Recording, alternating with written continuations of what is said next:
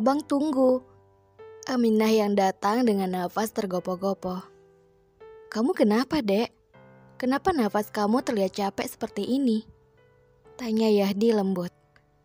Aminah masih berusaha mengatur nafasnya. Sampai nafasnya benar-benar kembali normal. Abang, ini ada banyak salam buat abang. Dari para santriwati katanya, abang udah punya calon istri atau belum? Kalaupun belum, salah satu dari mereka mau jadi calon abang. Jujur Aminah. Nampak lega sudah menyampaikan amanah dari orang lain. Yahdi yang mendengar semua itu malah tertawa kecil, melihat kepolosan adiknya itu. Dengan nada yang lembut, Yahdi memberikan jawaban atas pertanyaan dari adiknya dan santriwati yang lainnya. Dek, abang belum ada calon istri. Dan abang juga belum mau menikah. Karena abang masih mau memberikan ilmu abang kepada santri yang ada di pesantren ini.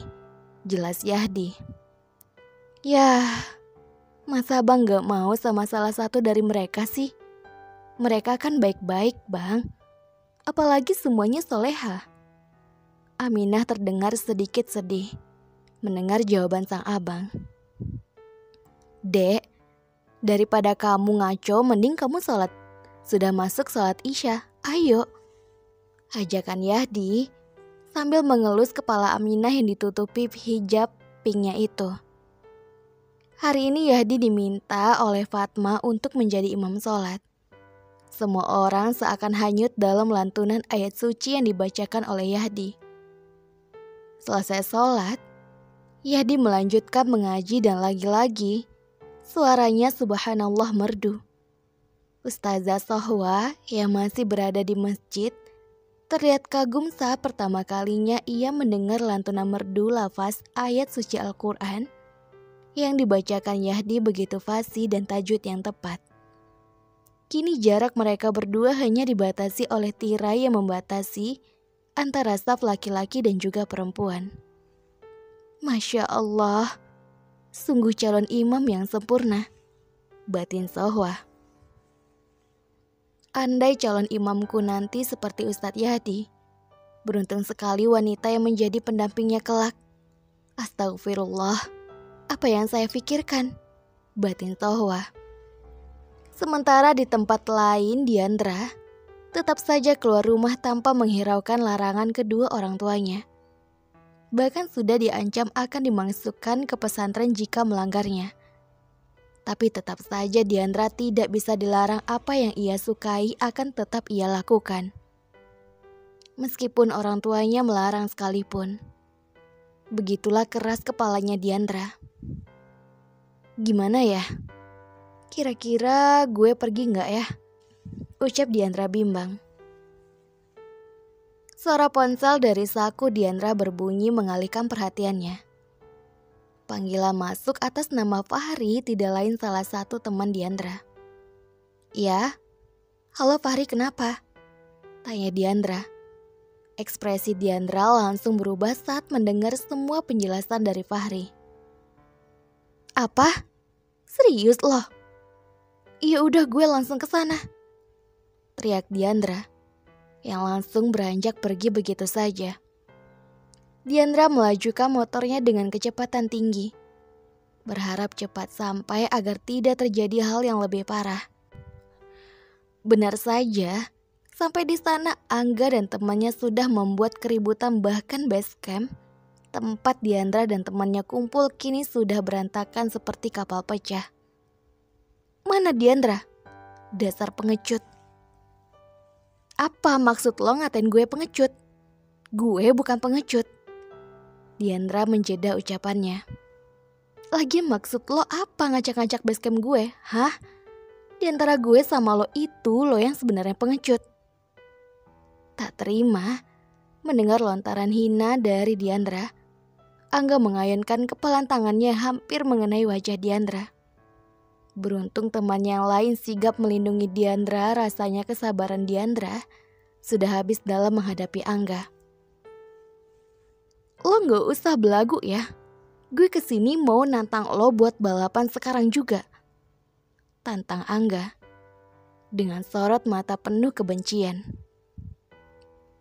Diandra menghembuskan nafasnya kasar. Gila ya, maksud lo balap liar?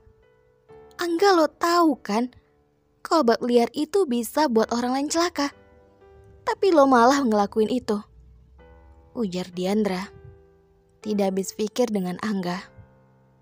Lo takut? Berarti emang benar kalau lo tuh emang cupu. Lo tuh gak pantas jadi ketua geng motor. Perempuan lemah dan cupu kayak lo bagusnya tinggal di dapur. Karena yang pantas cuma gue, ucapnya dengan sombong. Diandra yang geram langsung mengiyakan ajakan Angga untuk balap liar. Dan kini entah apa yang akan terjadi. Diandra mulai memakai perlengkapan balapnya, begitupun dengan Angga. Kerasnya suara knalpot yang menggema di jalan besar itu mulai terdengar dan kini setelah aba-aba dimulai, balap liar pun dimulai. Suara riuh yang terdengar meneriaki nama Diandra juga Angga. Ya ampun, gue takut nih. Kalau Diandra sampai kalah gimana? Gue gak mau kalau sampai Angga yang gantiin posisi Diandra, cemas Arum. Ya gak bakalan lah. Diandra kan jago banget kalau soal balap-membalap mah. Lihat aja ntar, Diandra pasti menang, ucap Lisa optimis. Saat Diandra sedang melajukan motornya dengan kecepatan tinggi, saat itu juga orang tua Diandra kembali setelah beberapa hari berada di luar kota. Waduh, itu kan mobil bapak, Den. Bapak udah pulang, Den, ujar satpam rumah Diandra. Waduh, Pak, emang Diandra kemana? Tadi Non Diandra pergi keluar bawa motor sama pakai jaket. Kayaknya Non Diandra mau balap lagi, Den. Soalnya pas saya tanya katanya lagi argen, jelasnya. Saat semua orang tengah panik, justru Diandra malah menikmati balapannya sesuai dugaan Lisa. Diandra menang dalam balap motor kali ini. Yes! Akhirnya lo bisa buktiin kalau lo bisa, Dian. Gue bangga sama lo, ucap Lisa dengan mata yang berbinar-binar. Sekarang lo udah kalah, jadi lo gak usah ganggu kita lagi.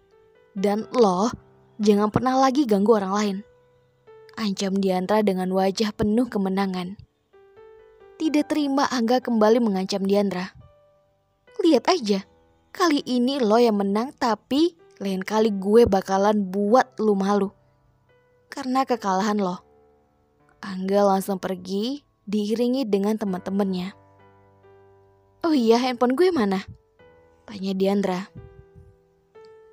Setelah Diandra mendapat handphonenya kembali, Diandra langsung membuka pesan dari Elang.